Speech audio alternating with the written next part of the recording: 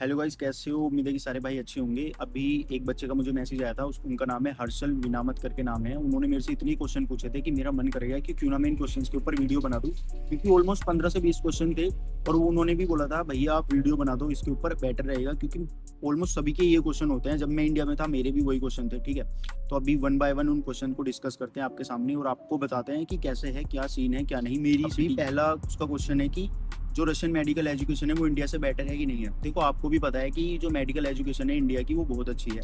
Russia से ले लो, जो ये कंट्री है जहाँ पर एफएमजी पढ़ने जाते हैं मोस्टली, ठीक है, तो वहाँ से तो अच्छी ही है इंडिया की, ऑफकोर्स अच्छी है।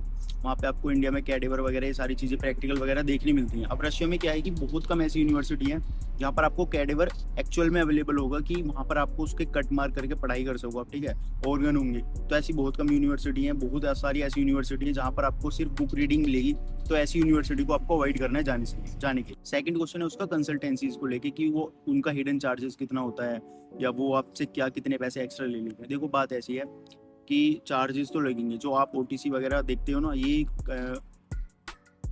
देखो चार्जेस तो लगेंगे। जो ओटीसी वगैरह होता है ये भी आपका लगने वाला है, और जो उनकी कंसल्टेंसी फीस होती है वो भी आपकी लगने वाली है। अब डिपेंड करता है कि कौन सी कंसल्टेंसी आपसे कितना पैसा चार्ज करती है। अब वो भी ऐसी बात है कि बहुत सारी कंसल्टेंसी 3-3, 4-4 हज़ार डॉलर तक ले जाती हैं आपको अपना कंसल्टेंसी चार्ज दिखा के और ओटीसी दिखा के। ऐसी कंसल्टेंसी को बिल्कुल अवॉइड करना है भाई, इतना पैसा नहीं लगता। Must know about the FMG classes and there preparation.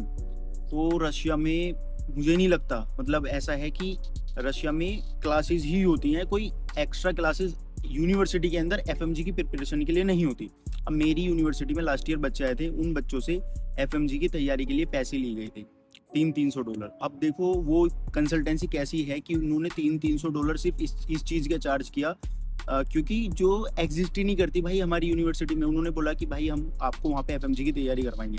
ऐसा तो कुछ है ही नहीं मेरी यूनिवर्सिटी में। और बहुत सारी कंसल्टेंसी ऐसा करती हैं कि आपसे बताएंगे कि वहाँ पर आप जाओगे तो आपकी अलग से क्लासेस लगेंगी एफएमजी की। तो भाई ऐसी कंसल्टेंसी को अवॉइड करो, रिसर्च करो। अगर वो कंसल्टेंसी बोल रही है तो वो एक काम भी करती हैं कि वो आपको बच्चों के नंबर दे देंगी कि आप इनसे बात कर लो, उनसे बात कर लो, और वो बच्चे भी हाँ बोल देते हैं, क्योंकि उनका उसमें चार्जेस छुपा होता है भाई। तो आप सोचो कि आपको एफएमजी की तैयारी तो रशिया में नहीं कराई जाएगी कोई अलग से क्लासेस लेके। ठीक, पहली चीज़ ये होगी, आपकी यूनिवर्सिटी में ही क्लासेस लगेंगी जो भी लगेंगी, और आप खुद से ही सेल्फ तैयारी कर सकते हो एफएमजी की। ये चीज़ है। ठीक, अब आगे बढ़ते हैं। चलो, यूनिवर्सिटी का फीस स्ट्रक्चर और स्मॉल एक्सपेंसेस की अगर हम बात करें, देखो यूनिवर्सिटी का फीस स्ट्रक्चर जो है अब धीरे धीरे अपडेट हो रहे हैं सभी यूनिवर्सिटी के। जो लास्ट ईयर के चार्जेस थे उनसे 10 से 15%, 10 से 15 या 20 हज़ार तक रूबल बढ़ रहा है। तो ठीक है, अगर मेरी यूनिवर्सिटी की फ़ी पहले 3,60,000 हुआ करती थी, तो अभी तो अपडेट नहीं आया, पर वहाँ 3,80-90 हज़ार तक जा सकती है, या इतनी भी रह सकती है, मैं इसमें भी श्योर नहीं हूँ। पर अदर एक्सपेंसेस की अगर तुम बात करोगे तो आपका 10,000 रूबल के अंदर, मैं फिर से बोल रहा हूँ, 10,000 रूबल के अंदर आपका सब कुछ हो जाएगा। सब कुछ इन द सेंस आपका ट्रांसपोर्ट, खाना खर्चा निकल जाएगा आराम से। अगर आप ये करते हो कि पार्टी क्लबिंग वगैरह ज़्यादा करते हो, बंदी पे ज़्यादा पैसा खर्च करते हो, तो आपका पैसा इससे ऊपर जा सकता है। अगर आप 15,000 रूबल खर्च करते हो रशिया के अंदर एक महीने के अंदर, जो कि एवरेज चल रहा है इस टाइम पे, तो आपका 20,000 आईएनआर तक लग जाएगा। अब 20,000 आईएनआर बहुत होता है, तो इसलिए 10,000 में ही अपना गुजारा करने की कोशिश करें। वैसे वेरी करता है भाई हर एक बच्चे पे कि वो कितना पैसा खर्च करना चाहता है। एक है भाई, हाँ, हॉस्टल्स है। हॉस्टल के अंदर हमें कौन कौन से खुद काम करने पड़ते हैं। भाई का क्वेश्चन जेन्युइन है। जेन्युइन इसलिए क्योंकि एक यूनिवर्सिटी ऐसी है जहाँ पर बच्चों के कपड़े भी आकर कोई और धोते हैं। ठीक है, रूम की साफ सफाई कोई और करता है, लेकिन मेरी यूनिवर्सिटी या मेरे हॉस्टल में ऐसा नहीं है। 99% ऐसा नहीं है कि आपको अपना खुद ही साफ करना पड़ता है। हॉस्टल रूम वगैरह खुद, खाना खुद बनाना पड़ता है अगर मैस नहीं है तो।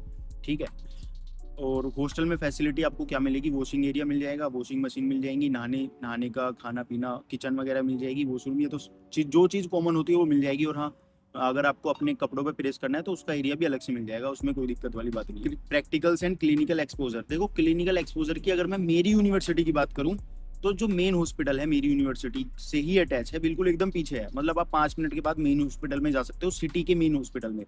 तो वहाँ पर हमेशा बहुत रश होता है, मतलब बहुत पेशेंट होते हैं वहाँ पे। और हमारी हर ईयर के बाद एक प्रैक्टिस लगती है, हॉस्पिटल प्रैक्टिस बोलते हैं उसे। वो हर ईयर के बाद लगती है, जैसे मेरी फर्स्ट ईयर में लगी थी, और अभी मेरी वापस से लगने वाली है 4-5 दिन बाद। तो देखते हैं अभी क्या होगा। ठीक है, वैसे तो बढ़िया ही चल रहा है, लास्ट ईयर भी अच्छा था, नर्स वगैरह अच्छी मिल गई थी, तो अच्छे से सिखाया था उन्होंने हमें। अभी देखते हैं सेकंड ईयर में क्या होने वाला है, ठीक है। मतलब क्लिनिकल प्रैक्टिस ऐसा है कि आपको लैंग्वेज इशू आएगा, ये बच्चा जो पूछना चाह रहा है वो लैंग्वेज इशू आएगा, पर अगर आप लैंग्वेज सीख लेते हो तो बढ़िया, नो डाउट, कोई दिक्कत नहीं आने वाली आपको, ठीक है। चलो आगे बढ़ते हैं, अगला क्वेश्चन। और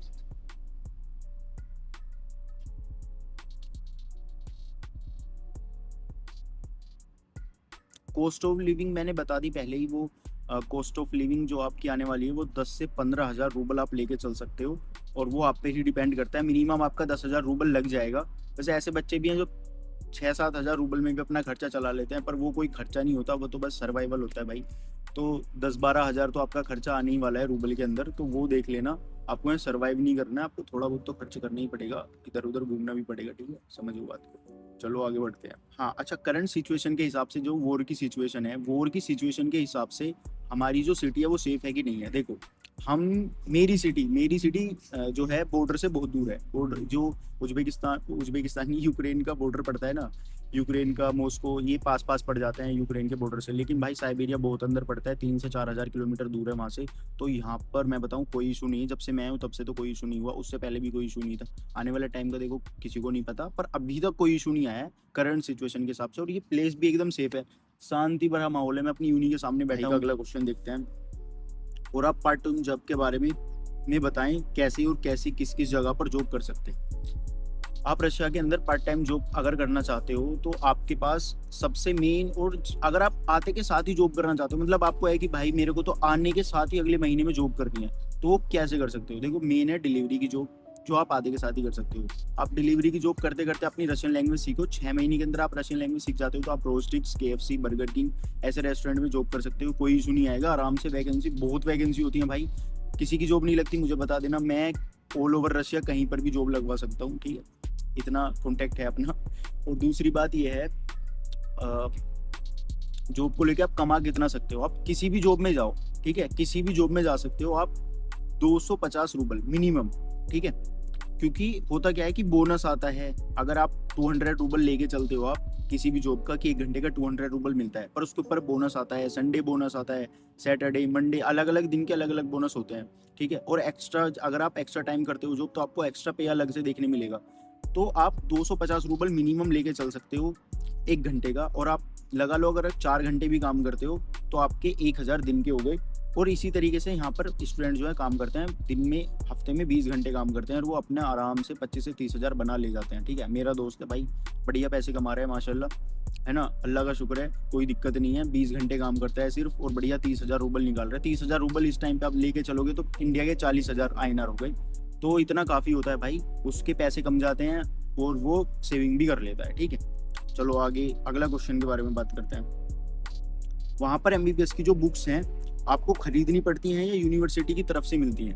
देखो, बात ऐसी है कि आप जब यहाँ रशिया के अंदर आओगे ना, आपकी जो पढ़ाई होगी ना वो बुक्स के थ्रू तो होगी, लेकिन आप पढ़ोगे ही टैब में, फ़ोन से पढ़ोगे, आप बुक तो लेने वाले हो नहीं, आप बुक को PDF में ही करोगे। इफ़ अगर आपको बुक चाहिए तो यूनिवर्सिटी की लाइब्रेरी में बुक है भाई, बहुत मोटी मोटी बुक होती हैं, NRT की इतनी बड़ी बुक है, हिस्ट्री की सारी बुक आपको यूनिवर्सिटी की लाइब्रेरी से मिल जाएंगी, कोई आपको एक्स्ट्रा पैसे देने की ज़रूरत नहीं पड़ेगी। बस हाँ, ये है कि कोर्स पूरा होने के बाद, जैसे आपका NRT का कोर्स 1.5 साल चलता है, 1.5 ईयर्स चलता है, तो उसको कंप्लीट करने के बाद आपको वो बुक सबमिट करनी होगी लाइब्रेरी में, ठीक है। बस इतना सा सीन है बुक का। हॉस्पिटल में आपको हमें क्या क्या सिखाते हैं भाई, हॉस्पिटल में हमें क्या सिखाते हैं। फर्स्ट ईयर में तो हमसे पोछा लगवाया था, मतलब ऐसे साफ सफाई करवाई थी, आराम से हॉस्पिटल की साफ सफाई करना सिखाया था, कैसे अपने सैनिटाइज कर सकते हो हाथ को, कैसे पेशेंट को हेल्प कर सकते हो। अलग अलग डिपार्टमेंट में अलग अलग जॉब होती हैं। जो मेरा डिपार्टमेंट था उसमें मेरे से साफ सफाई करवाई थी, मेरे दोस्तों से साफ सफाई करवाई थी। लेकिन जो अलग अलग डिपार्टमेंट थे ना, जैसे अलग मेरे दोस्तों को मिला था, तो उनको अच्छे अच्छे काम भी मिले थे, ठीक है। अच्छे अच्छे काम इन द सेंस कि पेशेंट की हेल्प करवाना, पेशेंट के हाथ पकड़ने, ऐसे इस तरीके से, मतलब इंजेक्शन वगैरह लगाने के लिए, तो ये सब काम हुआ था। तो मेरा डिपार्टमेंट थोड़ा लो था उस टाइम पे। अभी देखो इंशाल्लाह अच्छा मिल जाए तो मैं कुछ अच्छा सीख लूँ और ज़्यादा, ठीक है। पर अच्छा था, अच्छी चीज़ें सिखा देते हैं। वैसे भी फर्स्ट ईयर में आप कितना ही सीखोगे, लास्ट ईयर तक आते आते ही सीखोगे। अभी मेरी फर्स्ट ईयर में सिर्फ 1 हफ्ते की ड्यूटी लगी थी हॉस्पिटल के अंदर, अब सेकंड ईयर में 20 दिन की है, ऑलमोस्ट 20 डेज़ की है। थर्ड ईयर में 1 महीने की होती है, फिर ऐसे आगे आगे बढ़ती चली जाती है। और जो बच्चे नहीं, मतलब जो हमारे सीनियर्स हैं, वो अभी से उनकी हॉस्पिटल प्रैक्टिस स्टार्ट हो गई है, तो उनकी ऑलमोस्ट 1 महीने प्लस चलने वाली है। और वो मैं पोस्ट देखता हूँ उनकी, तो वो ऑपरेशन वगैरह में तो हैं अंदर, आराम से बढ़िया से ऑपरेशन करवा रहे हैं और उनकी हेल्प कर रहे हैं, तो वो भी सीख जाएंगे। ठीक है, चलो वीडियो ज़्यादा बड़ी हो जाएगी, इसलिए जल्दी जल्दी कवर करना पड़ेगा। अगर आपको एमबीबीएस ही करना है तो कम पैसे में एमबीबीएस रशिया से ही होगा। और ये जो दूसरी कंट्रीज होगी, उज्बेकिस्तान या कहीं भी, भाई अवॉइड करना। पहली चीज़ इसलिए क्योंकि आपने न्यूज़ सुनी होगी, एक्रीडेशन में 13 यूनिवर्सिटी उज्बेकिस्तान की फेल हो गई। सोचो भाई, 13 यूनिवर्सिटी, अगर वहाँ पे ऑलरेडी बच्चे पढ़ रहे हैं, वो ट्रांसफ़र भी नहीं ले सकते, तो ट्रांसफ़र फेल है एनएमसी से, तो कहाँ ही जाएंगे वो? उनका 1 साल 2 साल 3 साल जो भी थे वो सब बर्बाद हो गया, पैसा बर्बाद हुआ और सारी चीज़ें, टाइम खराब हुआ, सबसे मेन चीज़ टाइम खराब हो गया। तो रशिया इसलिए बेस्ट है क्योंकि यहाँ पर जो यूनिवर्सिटीज़ है ना, वो एक्रीडिटेशन के बाद ही एडमिशन स्टार्ट होता है इंडियन या इंटरनेशनल स्टूडेंट का। तो आप ये चीज़ सोच के देखो कि बढ़िया चीज़ है ये। ठीक, अभी ये क्वेश्चन थे भाई के। अभी अगर आपको और भी कोई क्वेश्चन पूछना है, स्क्रीन पर मेरा नंबर है, नोट आराम से बिंदास होके कॉल मैसेज जो आपको करना है करो। इंस्टाग्राम पे करना चाहते हो इंस्टाग्राम पे कर लो, और मैं पूरी कोशिश करूंगा कि आपको एक बेटर गाइडेंस दे सकूं। मेरी यूनिवर्सिटी की, अगर आपका बजट इतना है तो वेल एंड गुड, आप यहाँ पे आ सकते हो। नहीं है इतना तो और कौन सी यूनिवर्सिटी है जहाँ पर आप जा सकते हो, और कौन सी यूनिवर्सिटी आपको अवॉइड करनी है। बहुत भाई, कम से कम 4-5 यूनिवर्सिटी रशिया के अंदर ऐसी हैं जहाँ पर एकदम तगड़ा वाला स्कैम है, वहाँ तो आपको बिल्कुल भी नहीं जाना। अभी मैं वीडियो भी नहीं बता सकता आपको, तो आप मुझे कमेंट कर सकते हो, कमेंट नहीं, व्हाट्सएप पे मैसेज कर सकते हो, तो मैं वहाँ पे आपको अच्छे से गाइड कर पाऊंगा। ठीक है, चलो यही था इस वीडियो में। अभी इंशाल्लाह अब कंटिन्यू करते हैं अपना यूट्यूब या इंस्टाग्राम, क्योंकि मैं पास हो चुका हूँ, मेरे अच्छे खासे नंबर आ गए हैं और मैं पास हो गया हूँ, अल्लाह का शुक्र है। चलो मिलते हैं किसी और वीडियो में, और अब से मैं थोड़ा कम एडिट करना स्टार्ट करूँगा, क्योंकि एडिटिंग के चक्कर में मेरा टाइम जाता है और मेरे पास इतना टाइम होता नहीं है, और मैं वीडियो अपलोड नहीं कर पाता हूँ। तो मैंने सोचा है रो वीडियो बनाऊंगा मैं। रो मतलब कि एकदम वीडियो बनानी है मुझे सिंपल, और अपलोड करनी है, दैट्स इट। इसके अलावा कुछ नहीं करना। चलो मिलते हैं, बाय बाय।